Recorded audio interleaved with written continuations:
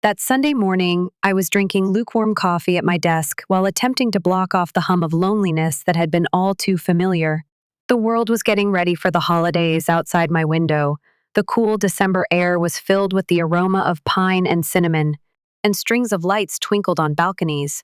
It seems that everyone else was encased in warmth, familial ties, and connections, and I was simply in this place, by themselves. My phone vibrated, breaking the silence. Expecting a promotional email or even a reminder from my bank, I reached for it without thinking. However, it was a message from the chat room for the family group. Startled, I blinked. It has been weeks since I last saw a notification from that thread. Months, sometimes. Something fluttered in my chest for a moment, perhaps hope. I tapped the screen, yearning for the slightest indication that I still belonged, like a kid grabbing for a piece of candy. But my breath stopped when I read that.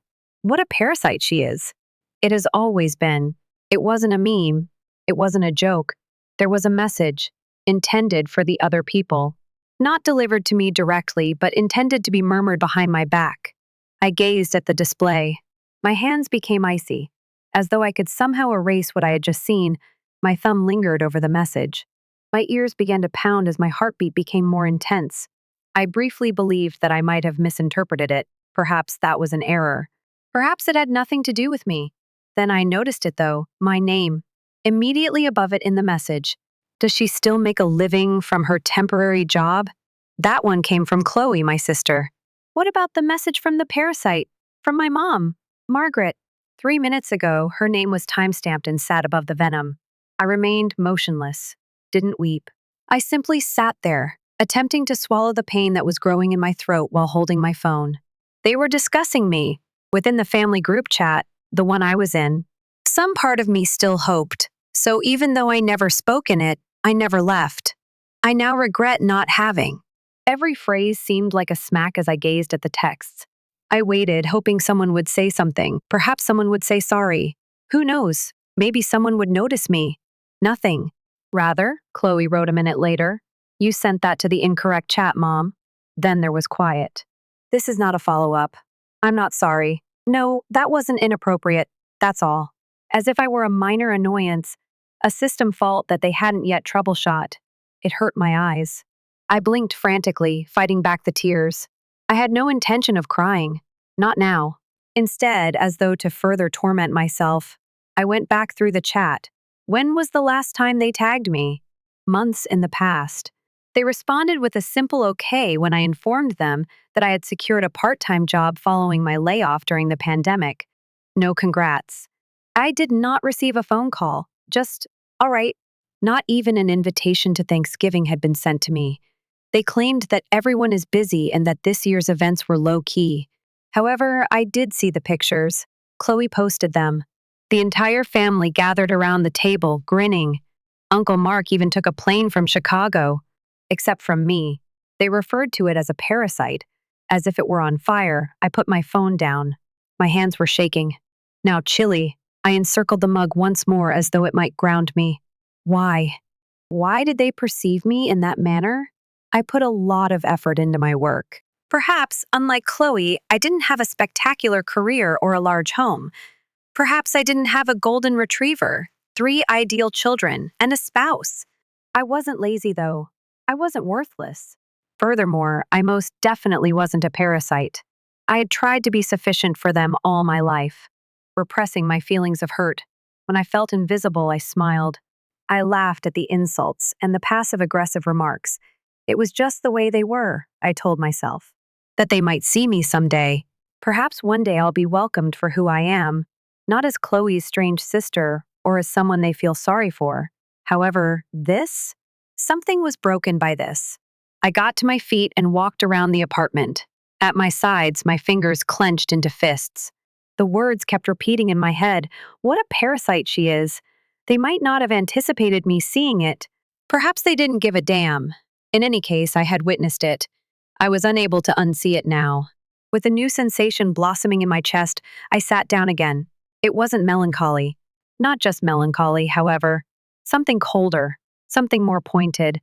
I went back into the group chat. Go over each word. After that, I did something I hadn't done in a long time. I typed, "I got the message." I then departed from the gathering. Right away. Not a dramatic speech. No tirade. Only 3 words. And quiet. I could have begun a debate, but the ensuing silence was louder. And I wasn't scared of it for once. Once more, I gazed out the window. There were still plenty of Christmas lights and people going about their daily lives in the streets.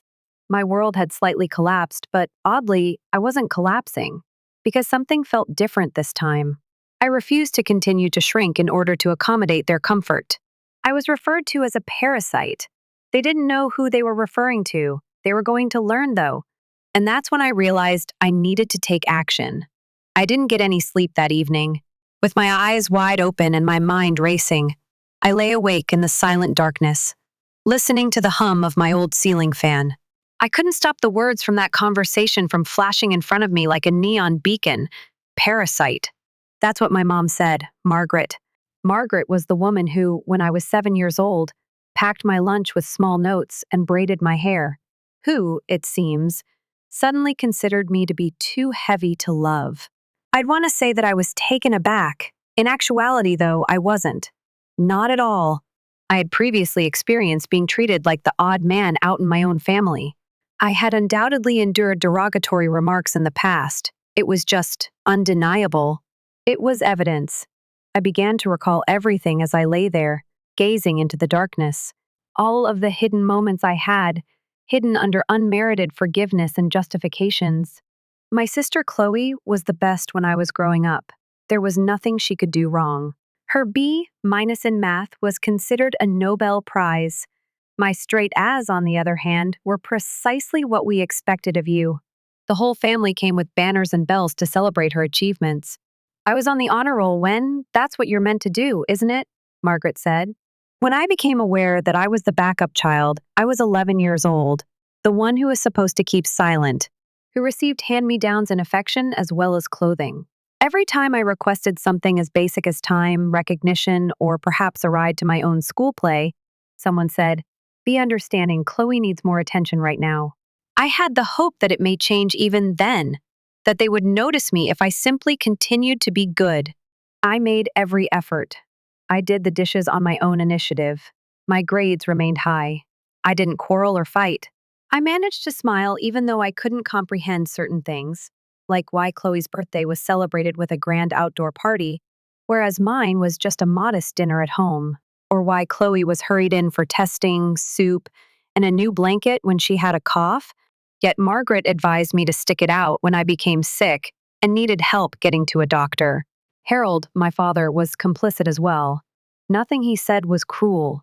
He simply said very little. He did not express his affection towards me.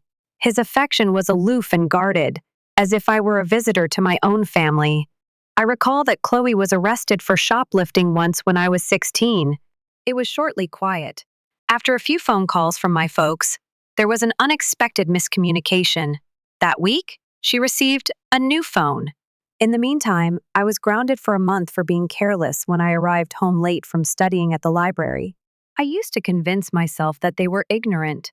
I believed that I could gain their trust by providing a clear explanation, exerting more effort, and showing them more love. The problem with growing up in a household that doesn't see you is that you begin to think that you could be the one who's hazy. I had the opportunity to escape at college. A modest state university awarded me a half scholarship. Mine is not fancy. I was ecstatic, my voice trembling with excitement. I called home to tell them the news. "That's fantastic," Margaret said. However, Chloe recently entered her top pick. That was the conclusion of that. They provided no tuition assistance. They asserted that I needed to establish my independence. Meanwhile, I paid Chloe's rent and tuition without any questions. To make ends meet, I cleaned dorm toilets on the weekends, worked nights at the student union cafe, and studied in between. I did, however, send postcards, made a holiday call. I arrived when I could. Perhaps they might soften with time, I reasoned. That things might have changed after all these years. They weren't. I lost my job following a round of budget cuts last year. I had a tiny job at a local nonprofit doing marketing, but I liked it, assisting others, establishing meaningful campaigns, My relatives didn't inquire about my well-being when I told them. Perhaps this is a sign that you should just settle down and find someone to take care of you, Chloe said, as if I were broken. As if, until someone else was covering my expenses, I had nothing to contribute. I took that remark as gospel. I also accepted the previous remarks without question, and the ones that follow.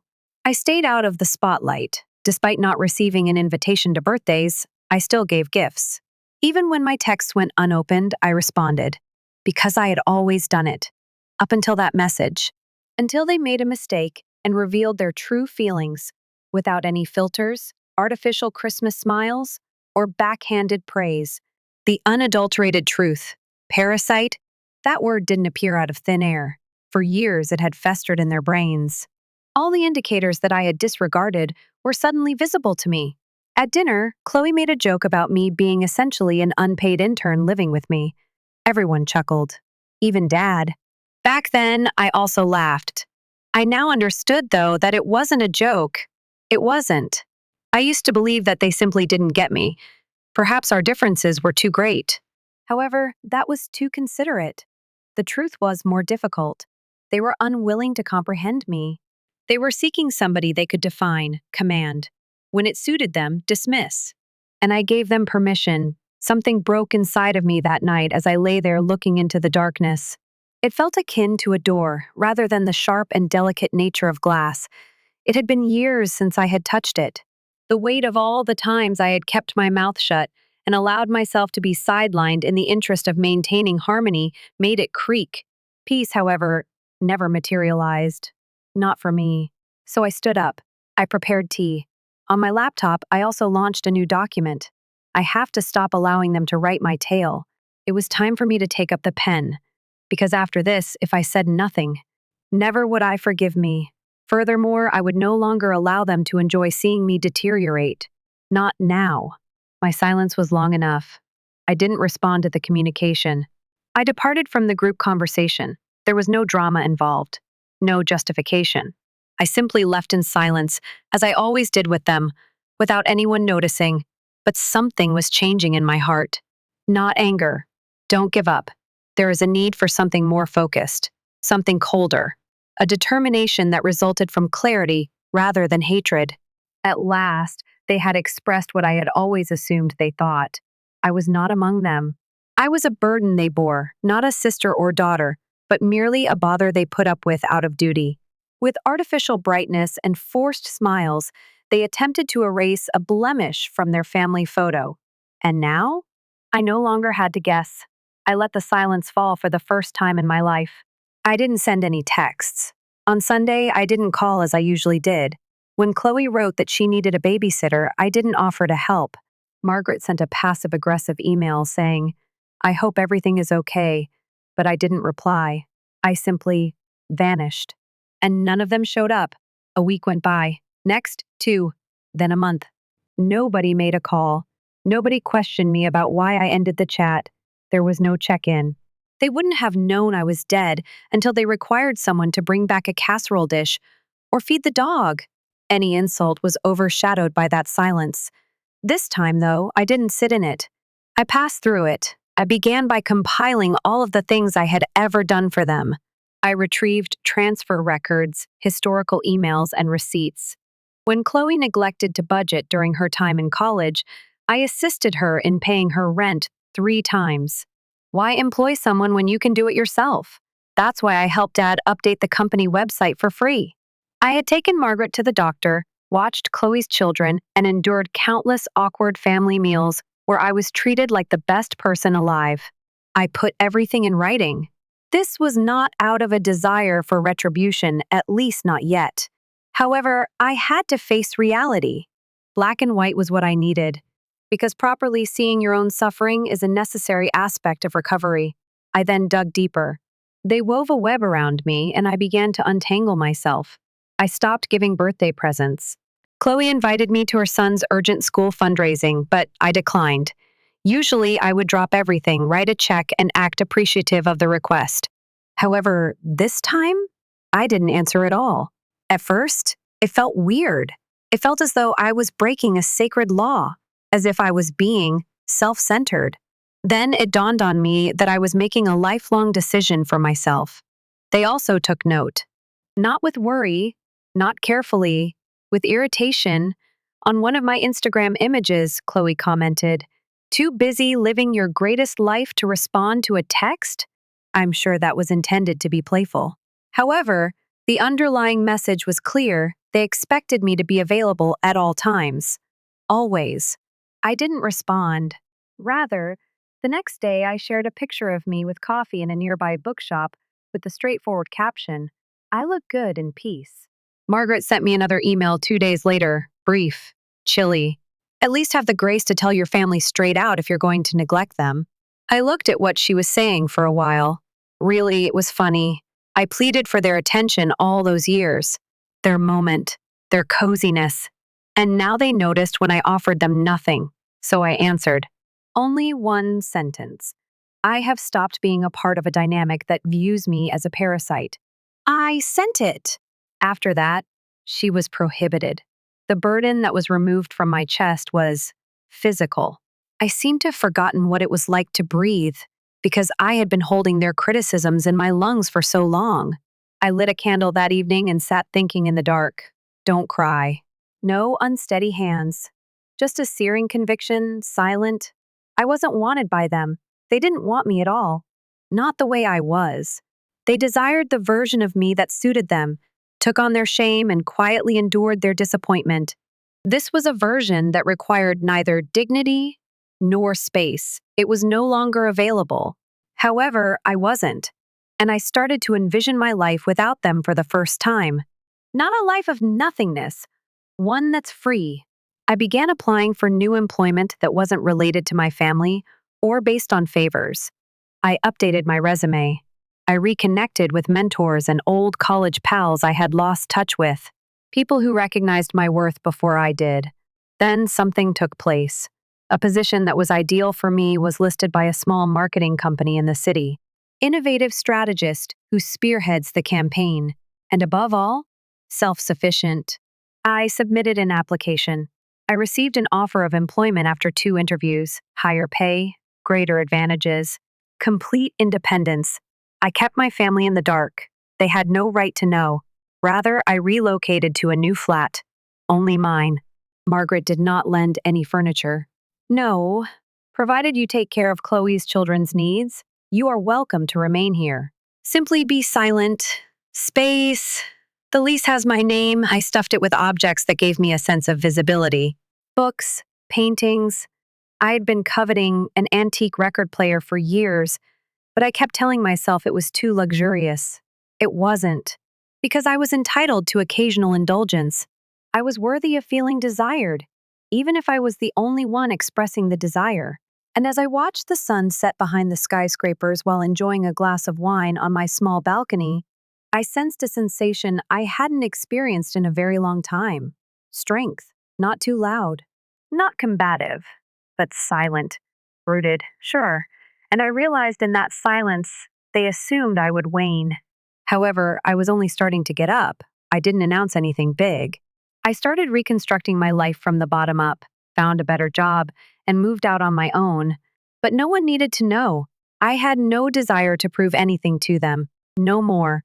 They must have been disturbed by my quiet. I had always been compliant and agreeable. The assistant. The person who consistently said yes, and all of a sudden I was. Not available. They were unsure of how to handle that. Initially, Chloe tagged everyone except for me in a humorous meme that she shared in the group chat. A week later, I received an email from my dad asking if I could help him with the presentation slides for the company's annual meeting. I had been doing this every year since college. Always the night before, always as a favor, and always without payment. I didn't answer. Rather, the first opened my laptop and started drafting an official letter of resignation. Although I didn't work for them directly, I had always assisted them with their family company, countless favors and errands. It was now considered a second job. I didn't sign up for it, one for which I received no gratitude. I formally announced it this time. I will no longer be available for unpaid labor, help, or support with family matters as of right now. I didn't sign it lovingly. I used my entire name when I signed it. I mailed it straight to the house after printing it and sealing it in an envelope. I then completely banned the group conversation. Days passed in silence, blissfully silent, until Margaret arrived at my apartment one morning. She was not buzzed in by me. She knocked with her arms crossed and her lips pursed as if she had just bitten into something sour, and I saw it through the peephole. Before she left, she stood there for 10 minutes. She texted later that evening from an unidentified number. "So this is how you pay us back for all that we have done for you?" I didn't respond, for I had finished paying off bills that never existed. I had provided them with years of unpaid work, emotional support, quiet, and a comfortable version of myself. Right now, I was taking that guy back. I began going to a therapist at that time. Her name was Nina. Direct, kind, and straightforward. She didn't recoil when I explained the message, the word parasite, in our first session. She simply nodded and uttered, "The person who is easier to ignore is sometimes the target of guilt projections." It never said as much about you as it does about them. I was struck by that line, and I started to rebuild slowly. Not just the outward things, like my housing or employment, but also the aspects of me that had been long suppressed by their words. I went back to painting. This is not intended for everyone's benefit, only for me. Lena, a college buddy I reconnected with, brought over Thai food because she missed me and remembered my birthday without a Facebook reminder. Then an unforeseen event occurred. A much larger corporation, operating in the same sector as my family's enterprise, awarded a contract to the company I worked for. The same company for which I once performed unpaid marketing services. I didn't contact them. However, they made contact with me. It appears that someone had taken notice of the work one had done, the campaigns I had launched, and the concepts I had subtly developed. The style was mine, even if my name was never formally on it. The narrative, the current, and someone had seen. I was asked to provide branding advice for their upcoming project. The customer? A direct rival of my parents' business. At first, I was hesitant. Then that message sprang to mind. Like an old wound, the word charred my memory. Parasite. They had stated unequivocally that I was not one of them. So I quit acting like I was. "Yes," I replied. I collaborated extensively with the rival team throughout the course of the following few weeks. I made pitches. I developed a plan. Everything was redone by me, including the brand voice and packaging. And the campaign was a huge success when it started. They saw a sharp increase in sales. The industry newsletter featured my name. I even received an opportunity to work as a creative director full-time. I wasn't just succeeding, I was doing well. Then the phone rang. Chloe. My phone rang, and I just stared at it. There was no voicemail left by her. After the third ring, I simply hung up. Another call 10 minutes later. My dad this time. I also didn't respond. The email then arrived. "We must speak. It has to do with business." I knew what it stated without having to open it. They were selling less. Their logo was out of date. They looked worn out. The girl they dubbed Parasite was now the driving force behind the success of their competition. It must have hurt. However, I didn't feel mean. I sensed, taken out, detached.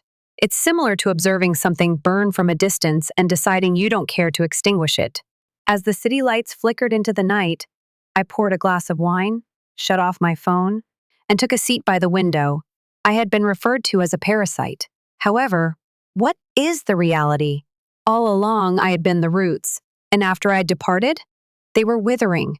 The invitation arrived in an envelope with gold lettering in a cream tone. Dinner for family appreciation. 30 years of tradition. I gazed at it for a while, running my fingertips over the bold embossment of the name of our family firm.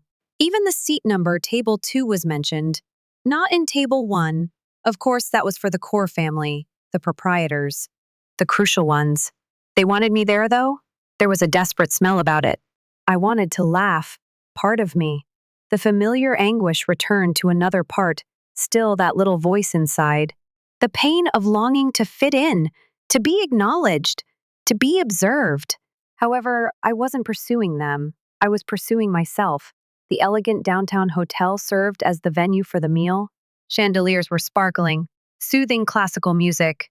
Everyone was dressed to the nines, posing as a picture-perfect group, and grinning for the camera. The silence in the room lasted far too long after I entered. Not because I was wearing too little clothing.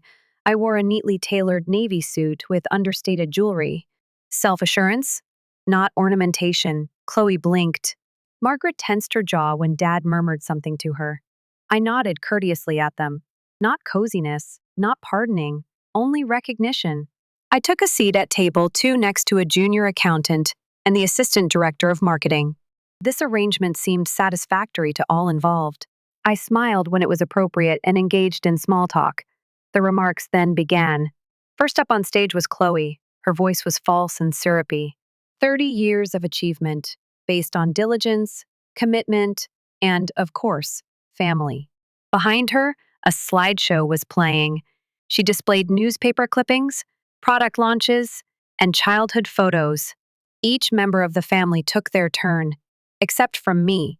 Not a single frame included me. I couldn't even recall posing for the group pictures. Someone had chopped my face, taken out, rewritten.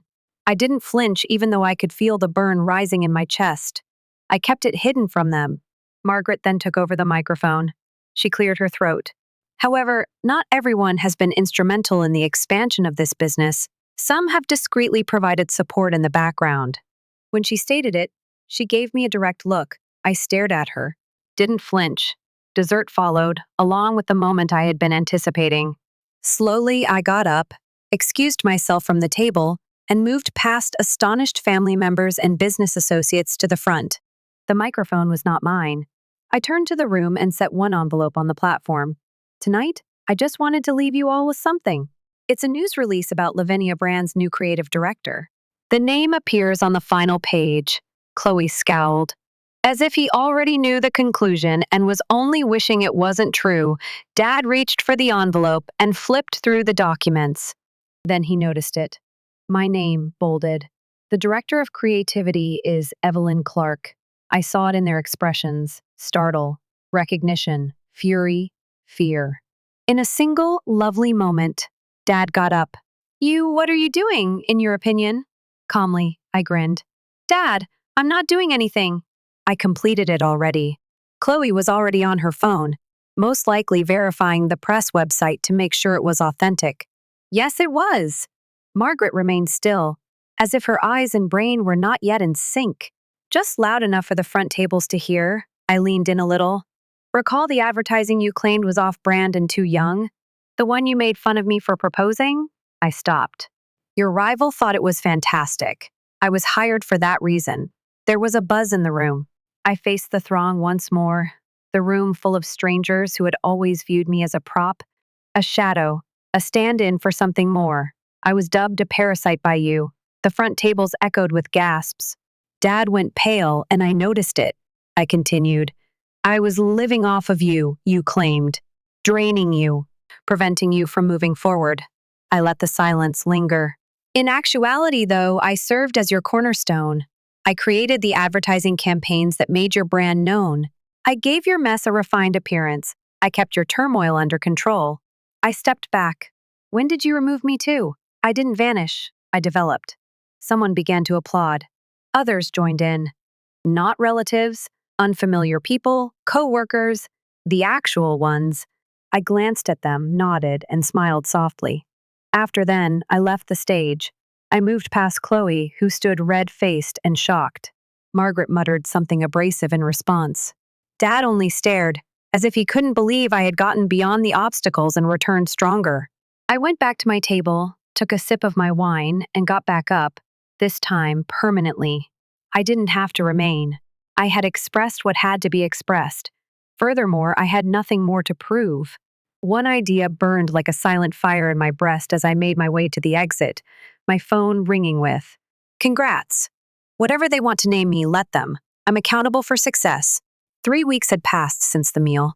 It's been 3 weeks since I reclaimed my story not by yelling or crying, but by strength, calmly, with outcomes. One by one, the dominoes started to fall throughout those 3 weeks. In a statement, Lavinia Brands welcomed me as their new creative director. My family scoffed at the campaign I had proposed, calling it off-brand and juvenile, but it was already in the works. More people were talking about it than our family business has in years. Since that evening, I hadn't spoken to Margaret, my father, or Chloe. I didn't have to, though. Their own silence was a confession in and of itself. The fallout still found its way back to me. The primary investor in the family business, who was seated at table 3 at the time of the dinner, had withdrawn. What makes me think they can manage innovation if they can't even recognize talent in their own bloodline? He asked a mutual contact. Their subsequent campaign failed. A hastily produced, uninspiring replica of me. Margaret attempted to twist it. Chloe wrote mysterious subtitles about devotion and treachery. It didn't matter. I was too preoccupied with creating something tangible. My new job's office had windows from floor to ceiling. I didn't adorn it with gaudy magazine covers or plaques. I simply included a few photos of me smiling with my team. I was presenting a concept to an attentive audience. I also kept a little sticky note in my drawer. It said, "Now, who is the parasite?" I never let anyone see it. I didn't have to. No longer was it about demonstrating anything to them. I wanted to remind myself of my progress. My phone buzzed one morning when I was sipping my coffee and staring out at the skyline. Mom. It had been weeks since I had seen her name. Not since she appeared at my door acting as though nothing had happened after the cake incident. It was a text this time. "Can we have a conversation?" I believe we went wrong. I gazed at the text. No one apologized. No possession. Just a hazy attempt to get in touch, perhaps because of whatever mess they were in at the time. I didn't respond. Rather, I put down the phone and resumed my job. It wasn't resentment. Clarity was the key. Now that I had turned the page, they were unable to change the plot. I got out with some buddies at a little rooftop pub that night. These were people I'd gotten to know better over the last few months. Real ones, no hidden judgments, no power struggles, no you owe me energy. We chuckled. We told each other stories. We raised a glass to fresh starts. Someone once said, "Evelyn, what finally caused you to leave all of that behind?" I grinned. I didn't leave. I ascended above it. And that was accurate. It took some time for the pain to go away. I could still remember squandered vacations at my own table, overlooked birthdays, and edited pictures of me. However, they no longer hurt as much. They weren't open wounds. They were scars. Scars that revealed the tale of a girl who decided to rewrite herself after being erased. Shortly later, I moved into a new apartment. There would be sunlight, plants I would remember to water, and shelves stocked with books. I truly enjoyed. There was silence. Not the lonely type, though, the calm variety. At a networking function, I had my final chance to see my family. Margaret gave a rigid nod. Chloe averted her gaze. Dad kept glancing to see if anyone was looking, although he attempted to appear unconcerned. I didn't stop as I passed them. Not with malice, out of tranquility. I no longer needed anything from them, not affection, not acceptance, not even a remembrance. They had outgrown my story. Under the gentle illumination of the chandeliers in that last moment, I came to the following realization. The humiliation wasn't about getting even. It was in the process of healing. Despite everything they attempted to destroy, it was thriving. I'll leave you with this, then. If you've ever been referred to as the parasite, useless, or invisible, recognize this. You don't cause trouble. You are not an empty space. You are not a living thing.